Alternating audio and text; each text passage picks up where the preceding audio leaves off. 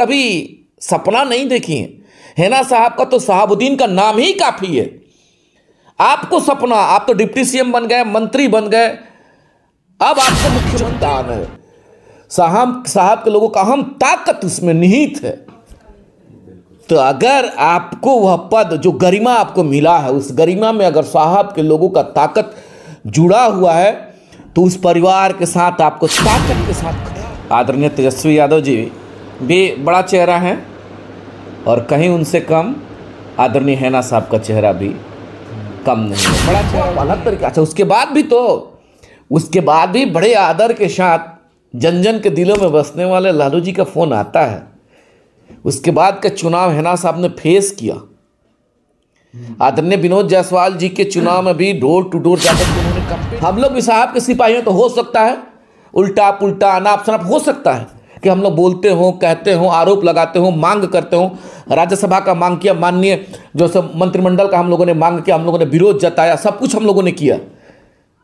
एक बार हैना साहब अगर वैसा की रहती तब सवाल खड़ा। दोनों फेस बड़े आदर के साथ बिहार के पूर्व उप मुख्यमंत्री आदरणीय तेजस्वी यादव जी भी बड़ा चेहरा है और कहीं उनसे कम आदरणीय हैना साहब का चेहरा भी कम नहीं है, बड़ा चेहरा वो भी है।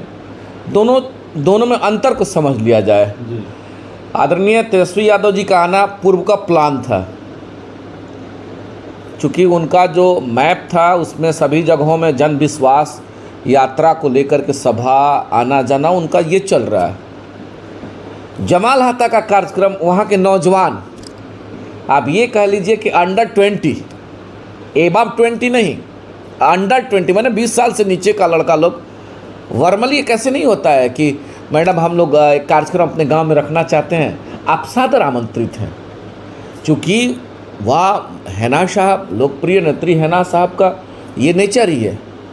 बड़ा हो, छोटा हो, अगड़ा हो, पिछड़ा हो, हिंदू हो, मुसलमान हो, अमीर हो, गरीब हो, सभी मालिक, नौजवान हो, किसान हो, जैसे मालिकों का आदेश मिलता है, मालिकों के द्वारा अनुरोध किया जाता है कि मैडम आपको चलना है किसी कार्यक्रम में, शादी में, विवाह में, किसी ओकेज़न में, तो हम लोगों के द्वारा ऐसा देखा गया कि हैना साहब आसानी से कहते हैं कि बिल्कुल चलेंगे।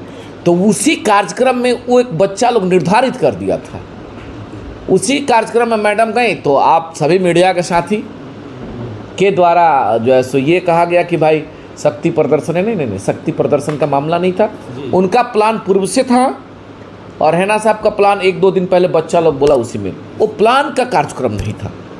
रूटीन वर्क में जैसे हैना साहब जब भी जाती हैं जो है सो मालिकों के बीच में, वही रूटीन वर्क का वो कार्यक्रम था। प्लान का कार्यक्रम होता तो उसका नज़ारा कुछ और होता। वो तो कार्यक्रम रोज उतने जाने वाले 2-4 हज़ार तो हर जगह उनके कार्यक्रम में लोग रहते ही रहते हैं। सर, सवाल ये है कि तेजस्वी यादव के उस बैनर तले पूर्व डॉक्टर मोहम्मद साहबुद्दीन साहब का भी फोटो था, लेकिन वहाँ पे हिना साहब मौजूद नहीं थी। इसको लेकर के लोगों के बीच अलग अलग प्रकार की चर्चाएं हैं, क्या कुछ उस पर कीजिए? आप तो देखिए ना, आप तो पूरा बिहार ही पूछ रहा है ना। आदरणीय तेजस्वी यादव जी से पूरा बिहार पूछ रहा है कि आप बता तो दीजिए उस परिवार की गलती क्या है, क्यों आखिर हैना साहब मंच पे नहीं आई। आप बिहार की उस पार्टी की अभी बतौर शीर्ष के रूप में है आदरणीय तेजस्वी यादव जी, और आपका अगर कोई अंग नहीं आता है तो ये देखना आपकी जिम्मेवारी और जवाबदेही बनती है। रीजन क्या था, क्यों नहीं आई, ये आपको देखना चाहिए ना। आप पूरा बिहार पूछ रहा है। तेजस्वी यादव ने मीडिया में कहा है कि खुद हिना साहब ने कहा है कि मैं किसी पार्टी में नहीं हूँ, मैं न्यूट्रल हूँ। तेजस्वी यादव ने ये खुद कहा है। उसके बाद का बयान नहीं सुने। ये बयान कब का है, आपका ध्यान आकृष्ट करवाना चाहते हैं, कब का बयान है? ये बयान है जब साहब का इंतकाल हुआ था। साहब तो लगातार कहते हैं कि मैं न्यूट्रल हूँ, एक बार पार्टी में नहीं हूँ, एक बार कही है, दावे के साथ कहना चाहते। एक दफा उन्होंने कहा था जब तमाम मीडिया के साथी साहब के इंतकाल के बाद उनके घर पे जब लोग गए थे, उस समय कार्यकर्ताओं में बहुत रोष था। राज्यसभा को लेकर के कार्यकर्ताओं में बहुत रोष था। मीडिया के साथी लोग ने पूछा सवाल, उस पर उन्होंने ये जवाब था कि अभी मैं न्यूट्रल हूँ। जी जी। हेना साहब का कहना था कि अभी मैं न्यूट्रल हूँ। हो सकता है भाई, ये कौन बड़ी बात है, कौन सा पाप उन्होंने कर दिया था।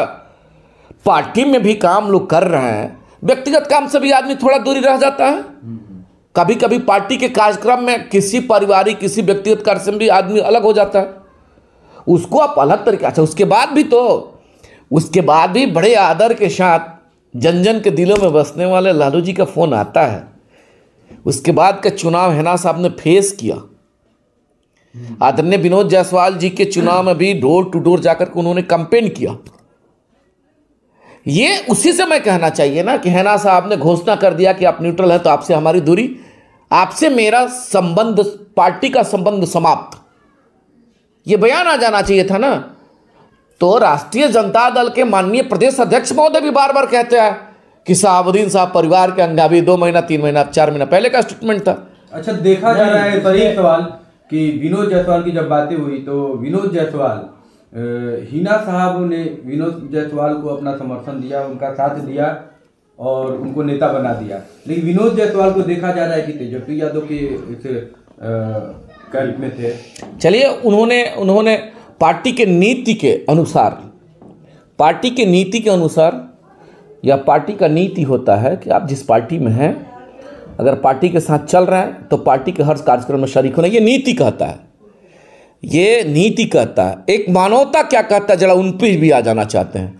मानवता के रूप में आदरणीय विनोद जायसवाल साहब, आदरणीय बच्चा पांडे जी, बड़े आदर के साथ आदरणीय हरिशंकर यादव जी, आदरणीय माननीय हम लोग के पूर्व विधानसभा के अध्यक्ष महोदय, जो महागठबंधन के सम्मानित विधायक सिवान के हैं, मानवता के अनुसार हेना साहब के साथ खड़ा रहना चाहिए था। ये सिवान की आवाम कह रही है कि इन लोगों को खड़ा रहना चाहिए। क्यों भाई? क्योंकि आपको जो पद मिला है उस पद में साहब के लोगों का अहम योगदान है, साहब के लोगों का अहम ताकत उसमें निहित है। तो अगर आपको वह पद, जो गरिमा आपको मिला है, उस गरिमा में अगर साहब के लोगों का ताकत जुड़ा हुआ है तो उस परिवार के साथ आपको ताकत के साथ खड़ा रहना चाहिए था। अगर आप खड़ा रहते तो विश्वास के साथ बताना चाहते हैं कि आप चाहे जहां भी रहते, साहब के लोगों का 2 गुना ताकत आगे भी बना रहेगा। लेकिन अगर आपने यह काम नहीं किया, देखिएगा आने वाले समय में इसका खमियाजा उन्हीं लोग को भुगतना पड़ेगा। यानी आने वाले वक्त में ताकत कम होगा। अरे भैया, की बात कर रहे थे बड़ा अच्छी बात है ना। एक सवाल इस पे, अभी आप बात करें मैडम न्यूट्रल है, एक चैनल पे इंटरव्यू देती नजर आ रही है कि मेरे को इन्विटेशन नहीं मिला। क्या इन्विटेशन मिला होता तो मैडम जाती उस मंच पे? ये एक तो पहला कि बड़े लेवल की बात है। अब ये निर्णय आदरणीय हेना साहब को करना था। आप कहते तो वार्ता तो होती, आप जाते तो। लालू जी जब भी आए हैं परिवार समझ के गए। आपके सभी जो सो पॉलिटिकली कार्यक्रम में, चुनाव में हेना साहब रही हैं। आप कम से कम जाते, एक मैसेज बेहतर जाता ना। कौन छोट भैया लोग को छोड़ दीजिए, हम जैसे छोट भैया को छोड़ दीजिए। भाई आपके भी कार्यकर्ता हैं, राष्ट्रीय जनता दल के भी कार्यकर्ता हैं। जब आप महागठबंधन में नहीं थे, आप नीतीश कुमार को आपके कार्यकर्ता गाली दे रहे थे, अल्टू चाचा पलटू चाचा। जब आप आ गए, दोनों राष्ट्रीय जनता दल और जनता दल यूनाइटेड जब एक साथ हुआ, पाप धुल गया, अल्टू पलटू चाचा ठीक हो गए, विकास पुरुष हो गए, आपके कार्यकर्ता कहते हैं। आप पुनः अब अलगाव हो गया, फिर आपके कार्यकर्ता पलटू चाचा, ये चाचा। तो कार्यकर्ता और छोट भैया नेता कहते रहते हैं। अब इसका इंसेंस क्या था मैं बता देना चाहता हूँ। उसी में हम लोग भी हैं, हम लोग भी साहब के सिपाही हैं। तो हो सकता है उल्टा पुल्टा अनाप शनाप हो सकता है कि हम लोग बोलते हों, कहते हों, आरोप लगाते हों, मांग करते हों। राज्यसभा का मांग किया, माननीय जो सब मंत्रिमंडल का हम लोगों ने मांग किया, हम लोगों ने विरोध जताया, सब कुछ हम लोगों ने किया। एक बार हेना साहब अगर वैसा की रहती तब सवाल खड़ा होता, नहीं किया। विषम दंश को झेलने के बाद भी साहब के साथ उतना प्रताड़ना, एक एक चीज को आदरणीय हेना साहब जानती हैं कि कैसे साहब को एक दुर्दांत अपराधी को एम्स भेजा गया, एक जो है सो पूर्व सांसद को दीनदयाल भेज दिया गया। आपके जो है सो कोई प्रतिनिधि आवाज नहीं उठाए।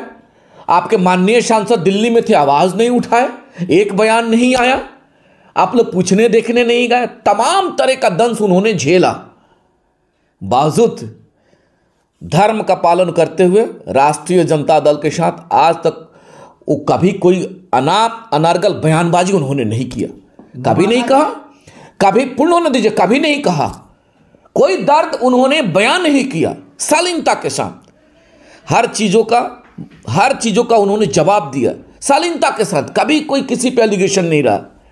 ये आपका धर्म बनता था, आपको जोड़ना, मुख्यमंत्री आपको बनना है, आप मुख्यमंत्री का सपना देख रहे हैं। हैना साहब कभी सपना नहीं देखी है, हैना साहब का तो शहाबुद्दीन का नाम ही काफी है। आपको सपना, आप तो डिप्टी सीएम बन गए, मंत्री बन गए, अब आपको मुख्यमंत्री बनना है, मुख्यमंत्री बनना है। आप मुख्यमंत्री के दौड़ में सबसे आगे हैं, आपको भी पद का लालच है। बेहतर बिहार कैसे बनेगा ये मामला सेकेंडरी है, व्यवस्थित बिहार कैसे बनेगा, मजबूत बिहार कैसे बनेगा, नौजवानों को रोजगार कैसे दिया जाएगा, किसानों को बेहतर फसल का व्यवस्था कैसे किया जाएगा, बढ़िया चिकित्सा, अच्छा व्यवस्था, बढ़िया चिकित्सा, बढ़िया शिक्षा का व्यवस्था, ये सब सेकेंडरी है। प्राइमरी है कि लोगों के दिल में मेरे प्रति विश्वास है कि हम मुख्यमंत्री बने, प्राइमरी यही है।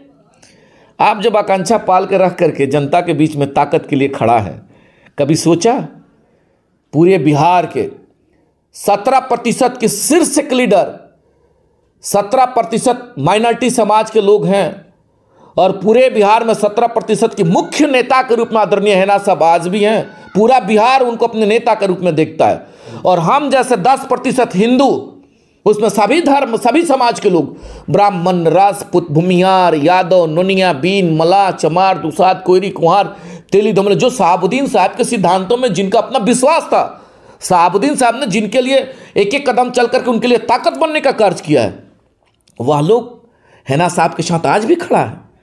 तो जो इतना बड़ा डायनेमिक फेस है, जिनका अपना ताकत है, जनता में जिनका पकड़ है, आपने एक बार भी नहीं पूछा किसकी जवाबदेही बनती है, किसकी जवाबदेही बनती है? पूरा बिहार जानना चाहता है। अब तो पूरा बिहार जानना चाहता है कि बता दीजिए तेजस्वी यादव जी, आप किस A to Z की बात करते हैं?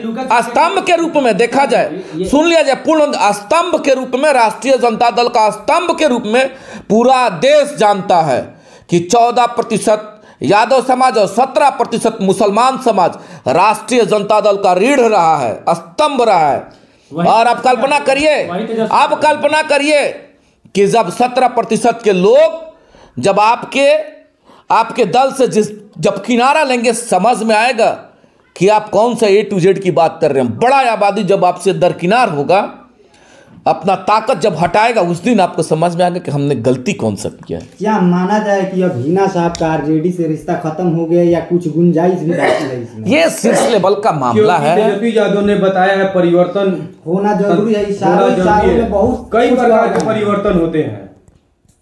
क्या पहले का परिवर्तन, उनका कंसर्न क्या था परिवर्तन का? ऐसा तो नहीं कि आप परिवर्तन करके आप दूसरे दौर में आ जाइए। एक तो पहला ये कंसर्न हुआ। ऐसा तो नहीं कि बिहार परिवर्तन की बात कर रहे हैं, ऐसा तो नहीं कि शहाबुद्दीन साहब के परिवार को हटा करके दूसरों को आप प्रपोज करना चाहते हैं। परिवर्तन का कंसर्न बहुत सारा हो सकता है, लेकिन अगर आदरणीय तेजस्वी यादव जी परिवर्तन की बात करते हैं तो साहब के चाहने वाले लोग भी अपने आप को परिवर्तित होंगे, और जिस दिन परिवर्तित होंगे उस दिन समझ में आएगा कि हमने गलती कौन सा किया। एक चीज समझ में नहीं आता जी, भास्कर जी, लगातार जैसे हैना मैडम तो न्यूट्रल है, कुछ अभी बोलती नहीं है, तेजस्वी यादव भी आते हैं तो कुछ नहीं बोलते हैं। लुका छुपी का खेल ये काफी कब तक वक्त आने दीजिए ना। कहीं ना कहीं लोकसभा चुनाव भी काफी मैडम का बयान आपने सुना था, मैडम ने कहा कि बहुत दल के लोगों का फोन आ रहा है। सवाल था आप मीडिया के साथियों के द्वारा, क्या चूंकि अभी सोसाइटी में बहुत जोरों से चर्चा है कि हैना साहब जदयू में ज्वाइन कर रही है, ऐसा चर्चा है। ये लोकतंत्र की खूबसूरती है, सब लोग अपने अनुसार चर्चा करता है। कुछ दिन पूर्व लोगों में चर्चा था कि चिराग पासवान के साथ जाएंगे, अब क्या चर्चा है कि आदरणीय मुख्यमंत्री नीतीश कुमार के साथ जाएंगे।